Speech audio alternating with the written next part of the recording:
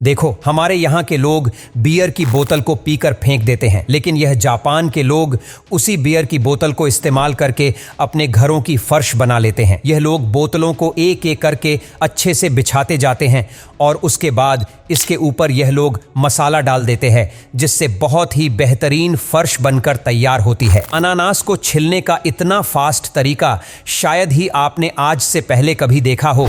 यह बंदा सबसे पहले पाइनएप्पल को इस रोड में फंसाता है और देखते ही देखते यह काफी फास्ट पाइनएप्पल को छील देता है। यह है फसलों की जड़ों में खाद डालने का सबसे बढ़िया टूल।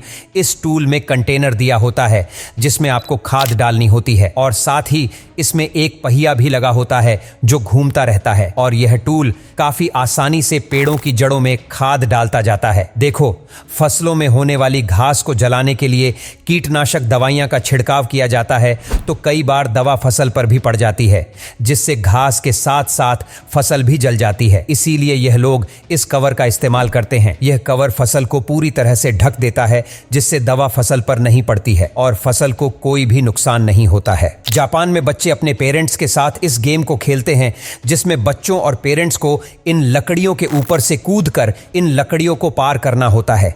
और यहाँ के लोगों का मानना है कि इस गेम को खेलने से बच्चों को अपने पेरेंट्स के लिए प्यार बढ़ता है, इसीलिए यह लोग इस गेम को खेलते हैं। देखो, यह मशीन बहुत ही काम की है क्योंकि यह पौधने वाले पौधों को छांटने का काम करती है और यह मशीन पौधों को बहुत ही अच्छी तरीके से छांटती है। और जो पौधे इस तरह की रस्सी में बांधे नहीं होते हैं उन्हें यह बांध भी देती है, जिससे पौधे नीचे नहीं फैलते हैं बल्कि ऊपर ही ऊपर पौड़ते रहते हैं। अमेरिका के घास के मैदानों में गायों के चरने के लिए ऐसे प्लास्टिक के बॉक्स बनाए गए हैं जिसमें यह लोग चारा डालते हैं और यह बॉक्स ऊपर से ढका हुआ होता है, जिससे बारिश होने पर चारा बिल्कुल भी नहीं भीगता है और इस तरीके से बारिश के मौसम में भी चारा खराब नहीं होता है। और जैसे ही गाय इसमें चारा चरेगी तो इसका ढक्कन ऊपर हो जाएगा, जिससे गाय को भी कोई परेशानी नहीं होती है। आप जब भी जापान जाना तो इस गेम को जरूर खेलना, क्योंकि इस गेम को खेलने में काफी ज्यादा मजा आता है। इसमें केले को एक टेबल पर रखना होता है और इस टेबल में एक लॉक लगी होती है जिस पर तेजी से मारना होता है। अगर आपका केला उछलकर इस कोकोनट में जाता है तो आपको बहुत सारे केले दिए जाएंगे। देखो, इस जापान के बच्चे ने गर्मी से बचने के लिए क्या गजब का दिमाग लगाया। इसने सिलाई की मशीन में एक कॉपी को बांध दिया और जैसे ही यह मशीन को चलाता है तब कापी से हवा लगती है और इस जुगाड़ से यह काफी आसानी से पढ़ाई कर लेता है और इसे गर्मी भी नहीं लगती है। जापान दिन प्रतिदिन तरक्की करते जा रहा है।